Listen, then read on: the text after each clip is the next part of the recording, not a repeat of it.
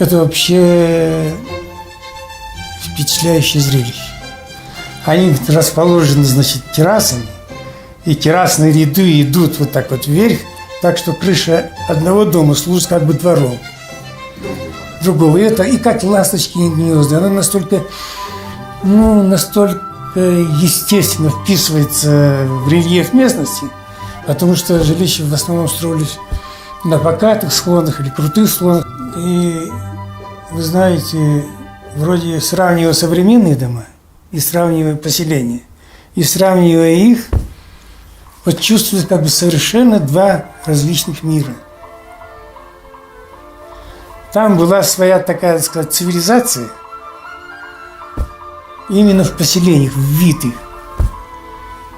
Поселения, они даже не нарушали гармонию самой местности, они как бы естественно вписывались, да, в ландшафт. И что удивительно, значит, вроде терраса одного дома служила как бы дорожкой для вышележащего. И крыши обычно, они были зарастали травой, поскольку как дерн получался. И вот такой живописнейший вид был. Я увидел эти необычные вещи, и я проникся громадным уважением к самобытности, своеобразию балкарского зодчества, которое было очень функционально, очень аскетично, но это необыкновенно органично вписывалось в природно-климатическую среду Балкарии. Несмотря на то, что это достаточно архаичная архитектура, мы можем проследить, как вообще архитектура зарождалась. То, с чего начиналось как бы строительство, мы можем проследить, как появлялась стоечно-балочная система, которая потом переросла в ордерную систему, использованную в Греции и переданную нам. Все родственники жили кварталом. И один квартал одних родственников соприкасался с кварталом других родственников. И получалось, что вся фамилия, будем так говорить, жила фактически в одном и том же селе. Что характерно для архитектуры Балкарии, это то, что сначала появлялся такой вот дом как бы одной семьи, а потом он начинал обрастать маленькими постройками. Семья разрасталась, все равно хотели жить вместе.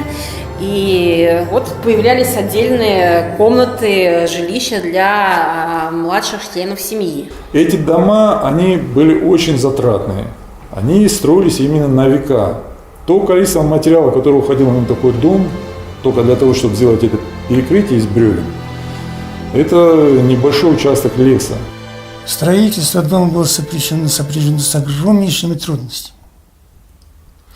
Это нужно было волоком снизу, значит, на быках, вот по этим ущелью, по такому трудному вести лес. Потом мы его обрабатывали. В смысле, снимали кору, сучья, прочее, он еще сушился. И, пожалуй, самой трудной работой для балкарцев было это строительство дома. Был в Советском Союзе человек по имени Иммануил Бернштейн. Это был удивительный человек, судьба которого была очень непростой. Он не просто был ученым-архитектором, он еще был блестящим рисовальщиком. И это, пожалуй, единственный случай среди всех многотысячной армии художников Советского Союза, когда человек всю свою большую жизнь, это не менее 60 лет активной творческой деятельности, посвятил одной, но пламенной страсти. Он рисовал архитектурный пейзаж. И в частности, в 1938 году он работал практически весь год и жил в Балкарии. И он сделал совершенно феноменальные зарисовки. Все, что он видел, все, что оставалось еще было цело, это архитектура национального балкарского жилища. Она оказалась удивительной и особенной. Такой архитектуры в истории искусства никто не знает. Это уникальный народ, который вот сохранил свою особенность вот в этом тоже. Известно, что еще в 20-е 30-е годы начались первые репрессии против балкарцев. И тогда уже были репрессированы многие представители крестьянства. Видимо, было направлено тогда, создавались по всей стране совхозы, колхозы, а балкарцы независимые люди, они жили в горах, самостоятельно, каждый в своем доме. И, видимо, им не очень хотелось объединяться непонятно во что. И вот в связи с этим были связаны репрессии. И не только коснулись эти репрессии крестьянства, но и интеллигенции балкарской. Были уничтожены многие поэты, писатели и даже представители советской власти на местах были уничтожены. Потом начались в 1942 году, вообще было страшное дело, несколько сел, части НКВД, это известно, расстреляли несколько сотен балкарских женщин, стариков и детей и сожгли села. А предлог был один – вот борьба с бандитизмом. С каким бандитизмом никто не объяснял, но вот такая трагедия случилась. И, наконец, 1944 год, когда в один день был выселен весь народ. Вот в чем стояли, я читал воспоминания оставшихся в живых балкарцев. Это волосы дыбом встают. Не давали взять ничего с собой. Детей, женщин выводили на улицу, а все мужчины воевали на фронтах. Причем было очень много героев Советского Союза, офицеров среди балкарцев. Многих мест не стали там трогать на фронте, а их семьи были репрессированы. Причем в телячьих вагонах, битком набитых людьми, вывозили в Казахстан и Среднюю Азию. И, конечно, очень много народа погибло. И только в 1957 году, через 4 года после смерти Сталина, реабилитировали весь народ, и было доказано, что это все было высосано из пальца, а народ страдал. Ну и, конечно, за это время само национальное балкарское жилище пришло в упадок. На Северном Кавказе, в Балкарии, он увидел то, что не видел до него никто. Образцы национального балкарского жилища и его натурные зарисовки, обмеры, анализ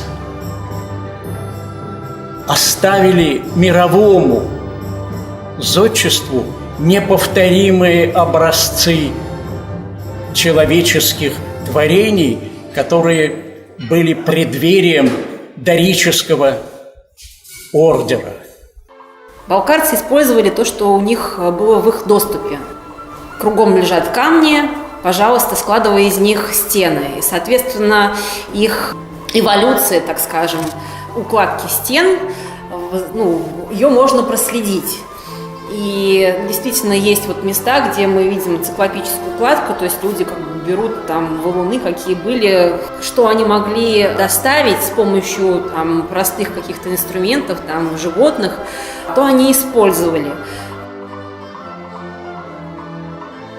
Чем дальше развивается, собственно, жилище, тем лучше становится, тем плотнее становится кладка, более теплые стены появляются.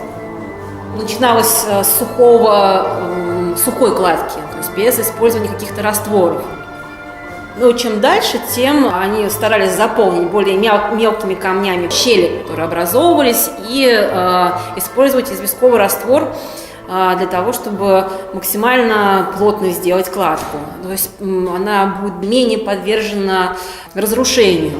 Потому что они понимали, что они здесь уже осели, и им, в принципе, как бы достаточно этого места, развиваться надо только здесь.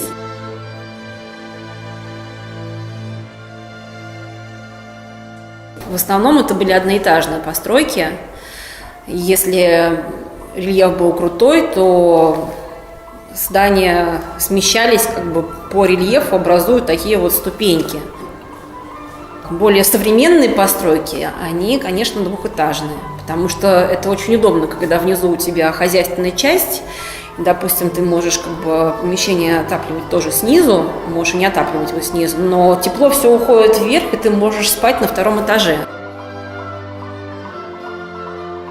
Пол, скорее всего, был земляной, ну или вот есть такое понятие землебит, где вот какие-то вот равные, ну не равные, а какие-то пропорции перемешиваются, там глина, земля, песок и, по-моему, известь тоже. Это все выравнивается, поливается, утаптывается. В итоге она становится как камень, без трещин, без ничего. Чтобы обеспечить максимальную там, устойчивость к крыше и гидроизоляцию ее, то они вот как раз поверх жердей клали плетень, потом уже забивали его глиной соломы и только после этого накрывали дерном. Стены в балкарском жилище, они не служили не столько опорой для потолка, сколько просто препятствием проникновения ветров и холодного воздуха. То есть основным конструктивным элементом все-таки были опоры. Строители делали так, утаптывали эту крышу. А когда утаптывали, пели старинную языческую песню.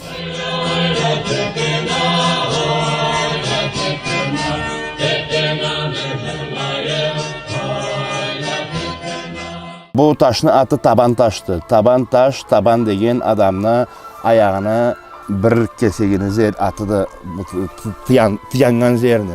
Taşını da bu taşını da jumuşu xunada etken jumuşu alayraktı. Tiyansakka salınadı bu. Tiyansakka salınadı. Ağaç tübüne, zigizi tübüne, eşik tübüne, xunanı tübünde em ağırlık tiyangan zeriydi. Bu bilek taştı. Adamın sanında bilek kolunu uzun ullu zerini mağanasında. Bu da xunada, müyüşte, eşikzanda, terezezanda üyünü müyüşlerinde taşlarını bir-birge qıstırğa uzun bolğanı üçün ullu mağanası bolğan Allah taştı, bilek taş. Bu çingirik taştı. Çingirik taşını bilek taştan başqalığı, çingirik taş biraz qısqaraq boladı. Çingirikdə adamını kolunu bir sanını atıdı. Qısqa bolğanı üçün atalğan çingirik taş dep.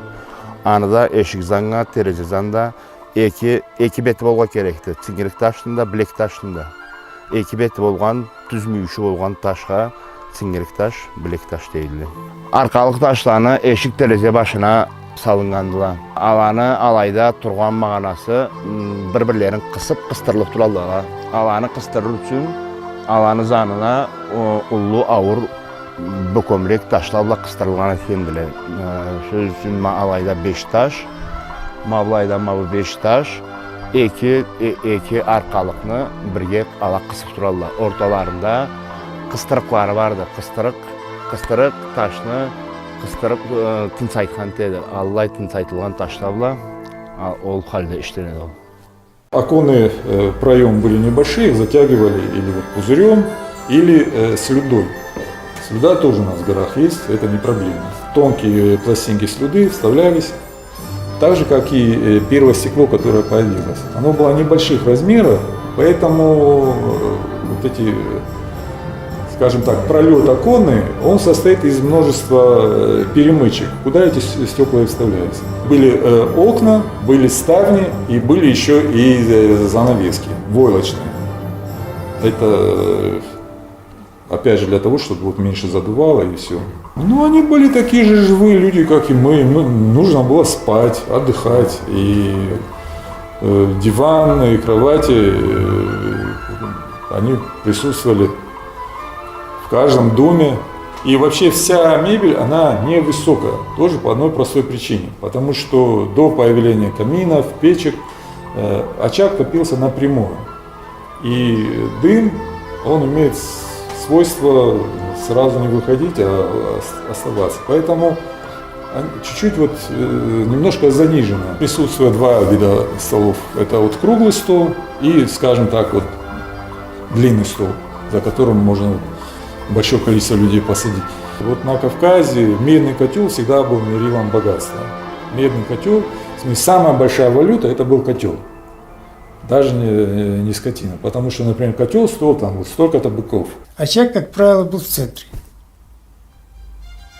И когда входишь, значит, за очагом к стене, на противоположной стене, был топчан, где сидел глава семьи. Около очага, значит, вот эту сторону, эта сторона очага, значит, на противоположной двери, только занимал хозяин. С правой стороны могли быть гости, если заходили. С левой стороны сидели женщины. Женская часть. А уже к двери сидели снохи. И то, что успел зарисовать в 1938 году Эммануэль Бернштейн, это свидетельство, исторические свидетельства того, что было. Но это позволяет сейчас восстановить историю балкарского народа вот в этом направлении. И позволяет при желании восстановить многое из утерянного. Bu uyda yaşap ketken kart adamını sözlerinden işley barganda Xarzatda zerlerinde aş su zürtkön uruları, mal uruları, adırları, kovzatları çıqqandı. Xarzerinde kesine göre anlara bilirge bolluqdu. Odzağaları, neleri, adırları, allazatları, har neleri anga göre belgili bola baradı. Xarzerni qalay zürtlügön, halle zürtlügön. Üyleni taştadan işleybiz. Kesini, köbüsü kesini bolğan zerinde kesini işlengen taşı. Alğın zamandan durğan işlengen taşla. Zetmegenin xurdan, suzağadan alıp, işlep, zaraştırıp alay salabız. Xunada xar taşını, kesini zeri vardı, işi vardı, xar biri kesse işlegen etelleri. Taş üyle kuru taştan işlenmeyendiler. O zamanda da şöndüler işleyip durğan halde ağaçla katış işleyenler, anıda ağaç ustalar işleydiler. Ağaçtan köbüsünde eşik başla, arkalıkla, üy içinde aş adıra yanğan zerde kereklerin stolunu, zatxan zerlerin neden allayatlarını işleyendiler. Ortada, üyün ortasında, üyünü başını tutkan ulluqırıq ziginzi, atı ziginzi de ana. Eşik zalla, eşik başla sağlıqlı, iyi kartlarımız vardılar. Bunun üstünden, bunda kimde yaşağanın, üyleni qalay bolğanın, ne halde işlengenin, o zatlarını barısında eserinde tutup, şönünü demeye zürtkön adamlar varlar o zatlarını. Üyleni alğın, öyleçe hallerine keltirge suya biz, iyeleri bolğanıça, üyleni o zaman da içlerinde alay eterek. Когда книга пришла уже из типографии и листая в первый раз ее живьем, не на мониторе, не в рабочих эскизах каких-то, понимаешь, что книга удалась. Для ориентиров брали альбомы по Эрмитажу, по Русскому музею, которые издаются в плане передачи произведений живописных или графических, они очень на высоком уровне, и мы старались, ну, скажем так, нескромно, может быть, сделать лучше. Я думаю, что у нас получилось, книга получилась очень хорошая, она на всех уровнях имеет такой очень положительный и в большинстве случаев хороший отклик. Zaş dölüden tilerik biz, bir zıyılıp bir zerde tilerik biz, bizni kartlarımızın arı adetlerinde tas etmegelley, arı uzlarında etip, bulayda alanı üy orullarında kurap, tazalap bulay belgili etip zaşarığızını tilerik biz.